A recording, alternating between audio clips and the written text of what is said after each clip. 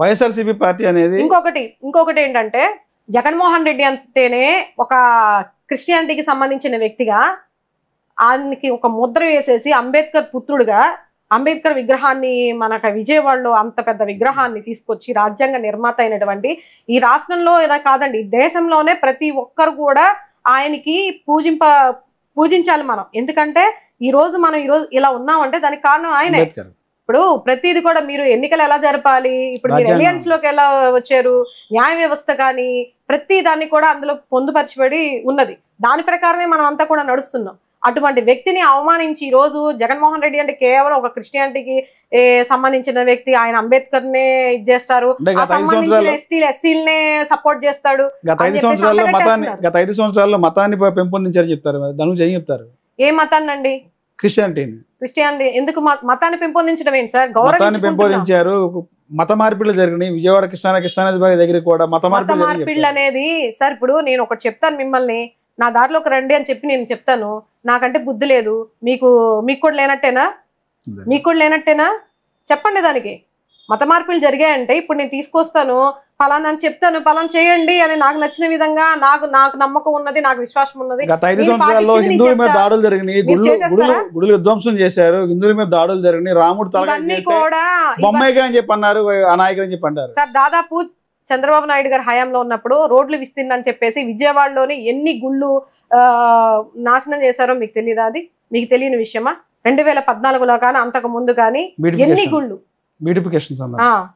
ఎన్ని గుళ్ళు నాశనం చేశారు, ఎన్ని గుళ్ళు కట్టడాలను ధ్వంసం చేశారు, అవన్నీ మీకు తెలియదా? ఎక్కడో ఏదో జరిగి వీళ్ళు కల్పించి జగన్మోహన్ రెడ్డి చేశారని చెప్పేసి మాట్లాడారు. జగన్మోహన్ రెడ్డి గారు ఆయన క్రిస్టియన్ గా పుట్టలేదు, ఆయన ఒక హిందూగా ఉన్నారు. నమ్మకాన్ని బట్టి అది వ్యక్తిగత విషయం, మనం నమ్ముకుంటాం, ఎవరి వాళ్ళ వ్యక్తిగత విషయాలు వాళ్ళకుంటాయి. అలా అని పక్కన వాళ్ళని అవమానించి దారుణంగా అవహేళన చేయట్లేదు కదా వీళ్ళలాగా. ఇప్పుడు పవన్ కళ్యాణ్ గారు ఏం చెప్పారు, వాళ్ళ ఆవిడ క్రిస్టియన్లోకి బైబిల్ అని చెప్పేసి మాట్లాడారు. ముస్లిం అంటారు కొంతసేపు, నేను ముస్లిం దగ్గర మా నాన్న అసలు సిగరెట్లు, మా అమ్మగారు దీపారాధన చేస్తే సిగరెట్ అందులో వెలిగించుకుంటారని చెప్పి అంటారు. మొన్నేమో సభలోనేమో ఆవిర్భావ సభలోనేమో మా నాన్నగారు చిన్నప్పటి నుంచి మేము రామజపంతోనే పెరిగాము అని చెప్పేసి, జ్వరం వచ్చినా సరే ఇదని చెప్పేసి మాట్లాడారు. అంటే వీళ్ళకి ఎలా తోస్తే అలా మాట్లాడతారు, మతాలను అడ్డం పెట్టుకొని. ఏ టైంకి ఉంటే ఆ టైంకి అలా మేము బీఫ్ తింటామని చెప్పి ఒకసారి చెప్తారు, మేము సనాతన ధర్మాన్ని పరిరక్షకుడిగా ఉంటున్నాను, నేను ధర్మాన్ని కాపాడుతానని చెప్పేసి. ఎందుకంటే మోడీ గారి దగ్గర పేరు తెచ్చుకోవాలి కాబట్టి ఈయన షూటింగ్ లో భాగంలాగే, అంటే ఇప్పుడు యాక్టింగ్ ఫీల్డ్ లో నుంచి వచ్చారు కదా, సో అందులో భాగంగానే అది కూడా ఆయన క్యారెక్టర్ ని ఆయనకైనా డిజైన్ చేసుకుంటా అక్కడ ఉన్న పరిస్థితిని బట్టి మాట్లాడుతున్నారు. ఓసరవెల్లిలాగా రాజకీయాలు చేస్తున్నారు. వైఎస్ఆర్సీపీ పార్టీ అనేది మునిగిపోయిన త్వరలోనే ఆ 11 కాస్త సింగిల్ గా మారదంటారు. నిజంగా పరిస్థితి అంటారా? నేను ఆల్రెడీ భవిష్యత్తులో వైసీపీ ఉండదని చెప్తారు. నిజంగా ఉప ఎన్నికల వైసీపీకి భవిష్యత్తు లేదు అంటారు. వైసీపీ రాబోయేది వైసీపీయే,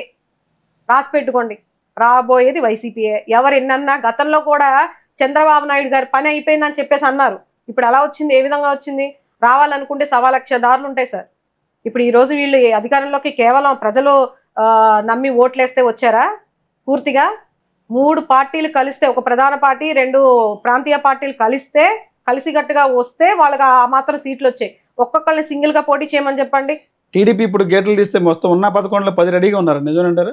ఎవరు 10 మంది ఎమ్మెల్యేలు టీడీపీ వాళ్ళు అలవాటైన పనే కదా. టీడీపీ గేట్ తీస్తే 11లో 10 మంది అడగ సిద్ధంగా ఉన్నారని చెప్తారు. అదే వాళ్ళకి అది అలవాటైన పనే కదా, ఫస్ట్ నుంచి ఆయన చేసే పనే అది కదా. గతంలో ప్రతిపక్ష హోదాలో ఉన్నప్పుడు కూడా జగన్మోహన్ రెడ్డి గారు ప్రతిపక్ష హోదాలో ఉన్నప్పుడు కూడా చేసిన పనులు ఇవే. వాళ్ళకి అలవాటు, వెనతో పెట్టిన విద్య అది, వాళ్ళు ఏదైనా చేస్తారు.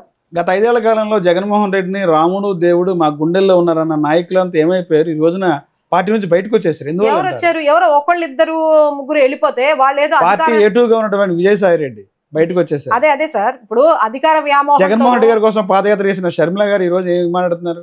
తల్లికి చెల్లికి న్యాయం చేయలేదు జగన్మోహన్ రెడ్డి చెప్తున్నారు. ఇంకా నేను మాట్లాడితే బయటికి కూడా రాలేదు జగన్మోహన్ రెడ్డి చెప్తారు. తల్లికి చెల్లికి అంటే ఎవరి కుటుంబంలో ఉండవండి? ఎవరి కుటుంబంలో ఉండవు? ఎవరి కుటుంబంలో ఇబ్బందులు ఉండవు చెప్పండి? ఎవరి కుటుంబంలో ఇబ్బందులు ఉండవు? చంద్రబాబు నాయుడు గారి కుటుంబంలో ఇబ్బందులు లేవా?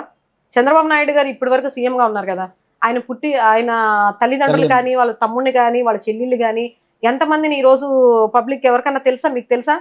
నాకు ఇంతవరకు తెలియదు. అదే చైన్లతో గొలుసులతో కట్టేసి బంధించారు ఆయన్ని, వాళ్ళ తమ్ముడిని. మొన్న కూడా ఆయన చనిపోయారు. మరి పక్కనోళ్ళ దాని గురించి దృష్టి పెట్టేది.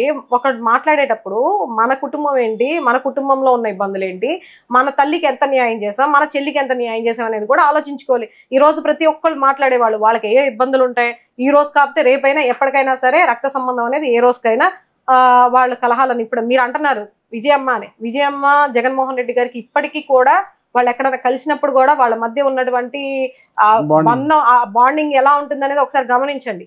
ప్రజలు ఏదో మాట్లాడతారు, కాకపోతే ఏంటంటే ఏదో కూతురికి సపోర్ట్ చేయాలనో లేకపోతే ఏదో అత్త కోడలికి ఏదో మనం ఎన్ని వాటి గురించి మాట్లాడకూడదు. రాజకీయంగా ఏం చేశారు, ఆయన సీఎం గా ఉన్నప్పుడు ఏం చేశారు అంతే. మీరే అంటారు వ్యక్తిగతంగా మాట్లాడకూడదు, దూషణ చేయకూడదు అని మీరే చెప్తారు, మళ్ళీ మీరే మాట్లాడతారు, మళ్ళీ మీరేమన్నా అంటే వాళ్ళ మీద కేసులు పెడతారు. ఎలా సార్ ఇది?